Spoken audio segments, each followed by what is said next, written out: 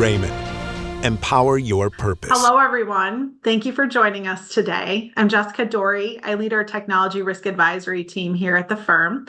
I also have with me today Matt Barzak and Ryan Wickman joining me. Matt, can you introduce yourself? Yes, I am one of our healthcare business advisors. So I work primarily with healthcare organizations. I almost consider myself a outsourced CFO, so to speak, for small healthcare practices, but anything from taxes to financial analytics, and sometimes a therapist as well.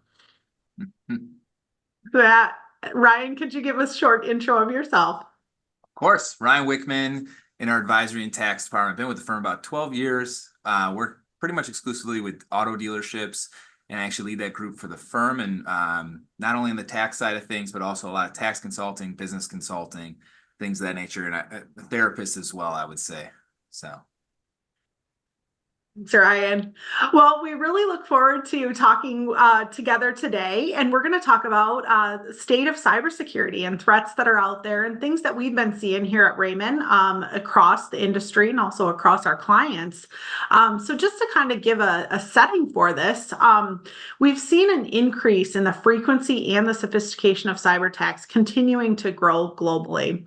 On average, the cost of a data breach in 2024 is about 4.88 million, which happens to be a 10% increase over last year and the highest total cost that we've seen so far.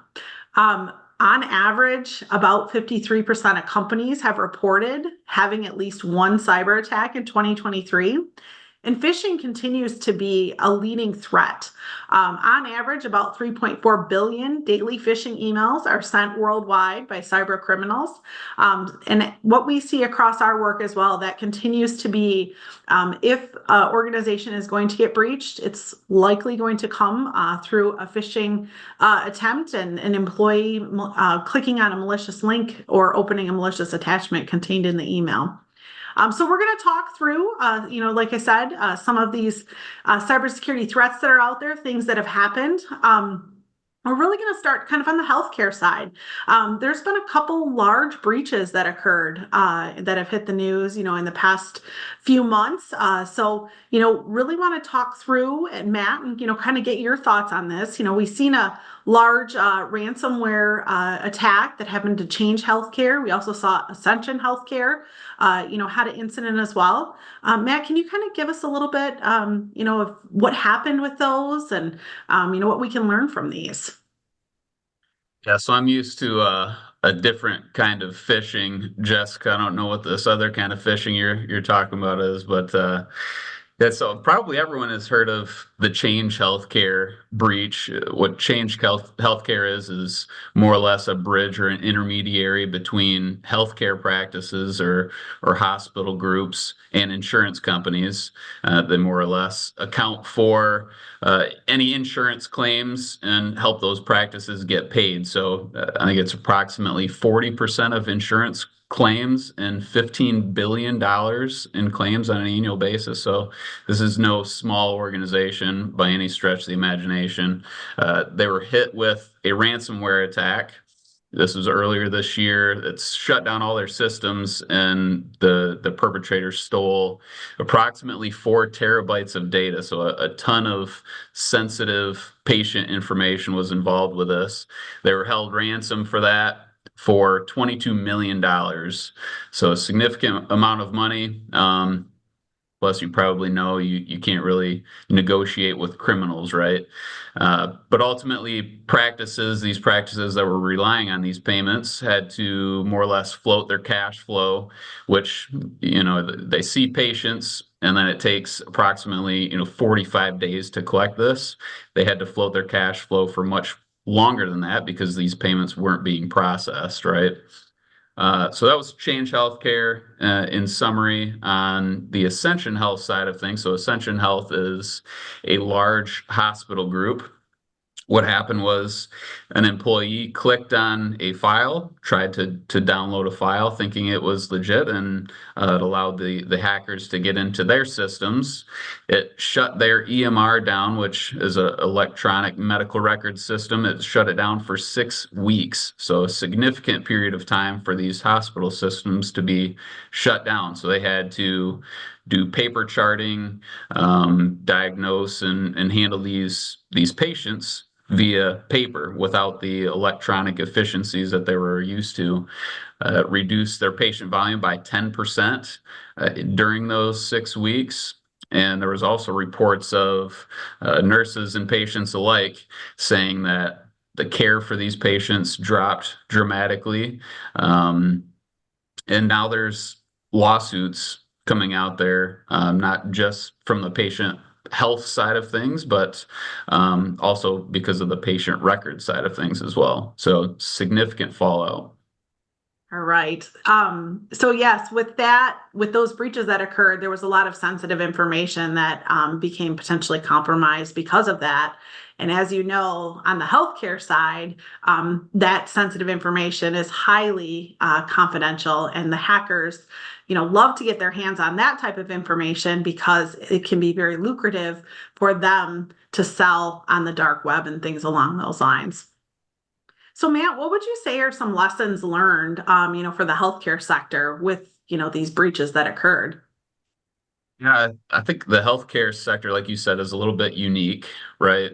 One, they have these extra guidelines, HIPAA compliance, and compliance regarding PHI or that sensitive information we're referring to. So the step one is, are you HIPAA compliant? Is a big thing. And then beyond that, digging deeper into security awareness training, multi-factor authentication. So those are just a couple of easily deployable methods that can help prevent issues like these.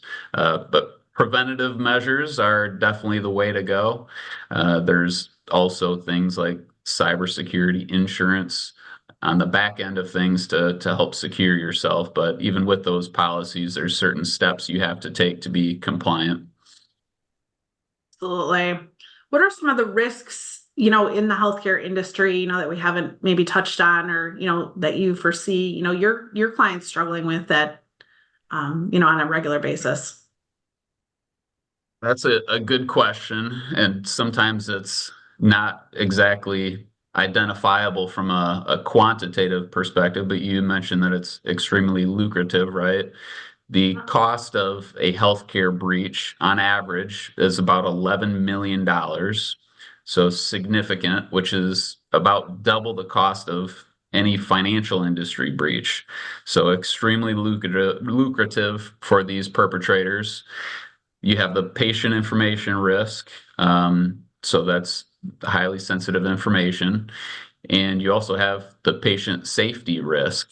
So we saw the patient care drop dramatically on the Ascension Healthcare case because of that. So it's not just a financial issue, it's not just an information issue, but we have a patient care issue to think about as well, which we, as healthcare providers, people have an obligation to adhere to first and foremost, right? Absolutely. Yep. So switching gears a little bit, like we had talked about these incidents that have happened, and from a ransomware attack perspective, there was a big one in the auto industry this past year as well too. Let's talk a little bit, Ryan, about what happened in the recent auto industry ransomware attack, and essentially, again, how you've seen clients affected from that perspective. Yeah, definitely. So there was a large ransomware attack on June 19th of this year against CDK. So for people that don't know the dealer world, CDK is the second largest dealer management system. So that covers everything from accounting, payroll, buying cars from the manufacturer, selling new, used, even service. So similar to what Matt had mentioned in the healthcare industry, everything went back to paper and pen. Now, obviously, a little different on the healthcare when you have life or death, and the auto side's more a financial impact, right? It did fall on the last few months of of June all the way into July 4th. So they were down for about 3 weeks. 15,000 dealerships were affected, including a lot of the publicly traded companies that had to report to the SEC that they had disruption due to this. So it was rumored that there was 25 million paid for the ransom, where it was paid in Bitcoin. Very similar to what Matt had mentioned with the 22 million. It's, you can't negotiate with these individuals, so it's curious where this is going to go in the near future, because if it's getting paid, what stops them? So that was the large hack from the CDK perspective. Everything had to go paper and pen. I mean, even if titles, you buy a car, they can do it all electronically, but during this period, they had to send people with all the deals to the Secretary of State and just sit in line with all the other dealers. So the Secretary of State's already scary enough to go to without this issue. So I couldn't imagine having to get a new license or something at that point. So Yeah, we do rely so much and so heavily on technology these days just to perform everyday tasks, right? So when that technology is unavailable and not there, it then becomes a lot more difficult, to perform daily tasks that are usually routine. So Ryan, what have you seen as an impact really on the industry and role of third-party providers in that respect? yeah, I mean, the financial impact on this, they estimated it to be about $1 billion collectively in the 3 weeks, Wow. effective on the dealership side. And, I think dealers didn't really think this was an option. They're paying for this third party provider, the second largest in the world. They have everything figured out. They would say quite a bit that their security was strong. And I think it all came about from a phishing email as well. So ultimately, what some of the large groups are doing now is they will have a second program running in the background. So if this were to happen, they can switch over to the second program, but that's increased costs, right? You're paying for 2 programs now. And the dealerships have, just as of last year in June 23, started to having to follow the FTC safeguard rules that banks have to follow. So they've been, for the last year, at least in their mind, doing everything that they should be to protect themselves from cyber attacks, not thinking about this third party provider issue. So I think what a lot of dealers are looking at is, how can I make sure I'm protected from third party cyber attacks? And that's where the cyber insurance that we've talked about a little bit here comes into play, and making sure you have that rider for third party providers. So, and now there's a lot of competition in this market, and it seems like those individuals have really stepped up, and CDK is playing a lot of defense to try to keep some clients. Absolutely. Yeah. And that's, when we step back and take away and look at, lessons learned from that perspective, it comes back to things like you said, in making sure the right insurance is in place, also from a vendor management, vendor due diligence perspective as well, too, making sure that, you're regularly doing that vendor due diligence, on the third party providers that you're using as well, too. Yeah. And I think some of it has turned into using a third party payroll too, as well, because during this, they couldn't pay they just kind of estimated and some dealers wrote just checks to their employees based on their last payroll a couple weeks ago, just to make sure, and then To get by. Yeah, exactly. Yeah, absolutely. Yep. When we kind of look at, these things that have been happening, we talked about healthcare, we talked about, auto dealerships. What I would say is as you look in the news, these events are happening industry wide, right? These are a couple that we've highlighted, throughout this. But, when we look across, all industries are prone to cyber attacks, right? Like we said, phishing is largely the way these guys are getting in. And, they prey on the fact that they know that, employees are the weakest link. And if someone's going to get in, it's probably going to be, through an employee, clicking on something, they shouldn't have from that perspective. So, Ryan, I just touched on, like vendor management, employee training, those things. Can you talk to that a little bit about, some of these things that, organizations should really focus on? Yeah, and like I mentioned earlier, dealers are required to follow the FTC safeguards now, which include the multi-factor authentication and some of these employee trainings. It's all a requirement. Now, they got a lot of that guidance from the National Auto Dealers Association, the local Auto Dealer Association, things of that nature, which were very helpful and great, and they followed those very closely. But I don't think they've necessarily gone back to see if they've done everything they should have. And I think this might open dealers' eyes to say, okay, we're required to do this by the FTC.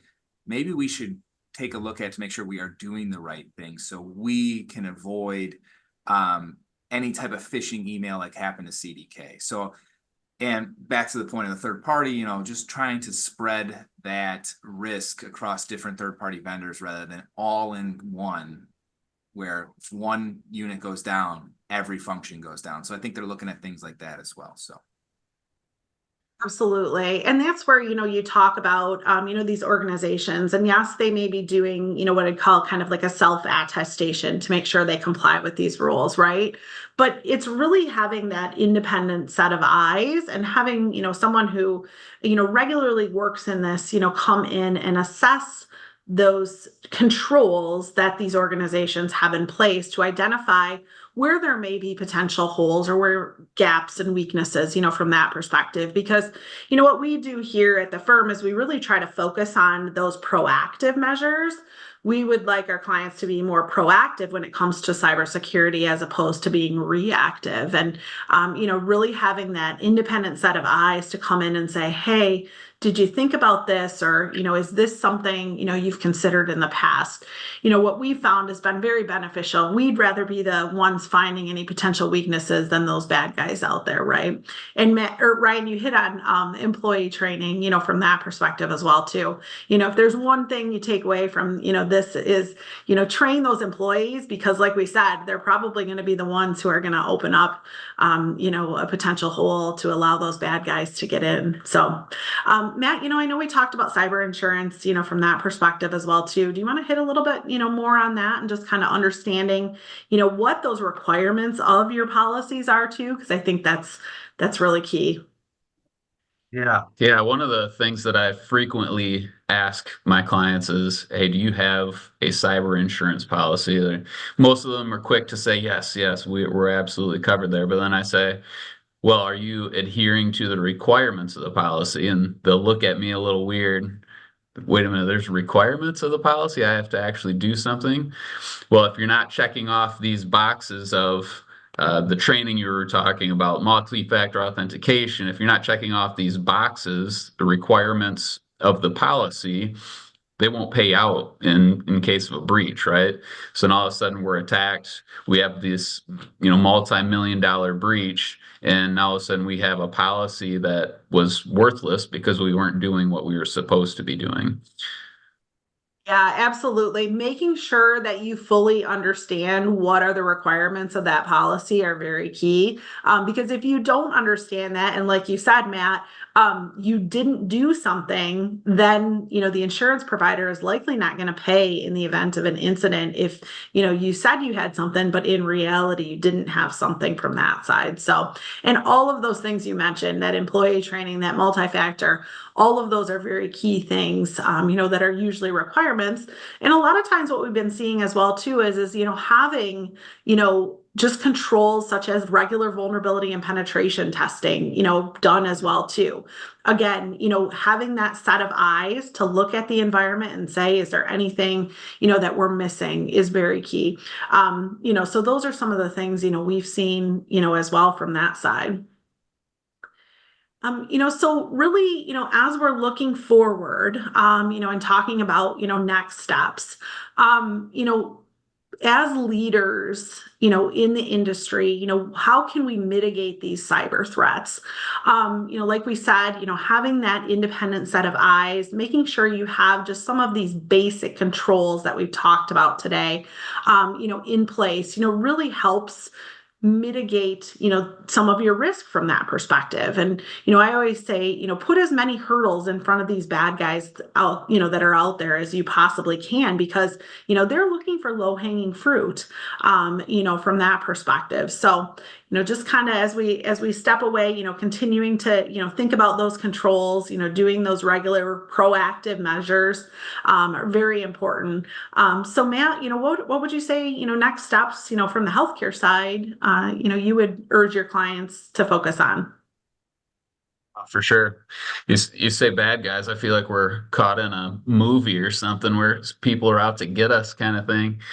It's a little bit weird, but yeah, as far as the healthcare space, it's a little bit unique because you have the business owner in these small private practices, right? You have the business owner who is seeing patients on a regular basis. They're managing employees on a regular basis. They're managing their bank account. So they're doing all these different things, and something like this might be like, oh, I'll take care of it later, or so-and-so's already taking care of that for me. I think the biggest thing for these small private practices to focus on is just being intentional, uh, putting your own two eyes on it and making sure it's taken care of. Absolutely. Great advice. Ryan, what are your thoughts from the dealership side? Yeah, I think one immediate thought within this program is looking at your insurance provider to see if there's any potential claim with the CDK breach. I mean, it's only been a few months since they've been up and running again. And even from that cyber side, is there a business loss insurance claim that's potentially out there? And our corporate investigative services can help with that. If you're having a hard time calculating what that potential loss could be, we have people that specialize in that can help. We're actually working on 2 right now to hopefully get some sort of return on the loss of those 3 weeks. And most of the time, those insurance items are written in a way that the professional advisory fees are covered. So it would be no cost to the client. So that would be one. And then 2, back to the penetration testing, making sure that these dealers are doing the proper things to be compliant with the safeguards and just their insurance policy that we talked about already. So I think those are probably the 2 biggest things to focus on in the immediate future. Thanks, Ryan. Great advice as well. So just to close out, cybersecurity should not be something that's thought about once a year, during Cyber Month.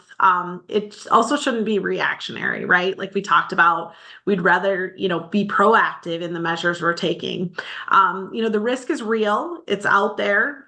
Those proactive measures are now fundamental elements that need to be in place to ensure operations run seamlessly. So we thank you all for joining us today and appreciate your time. If you have any issues or concerns, we're always here to help you. So don't hesitate to reach out. Thank you.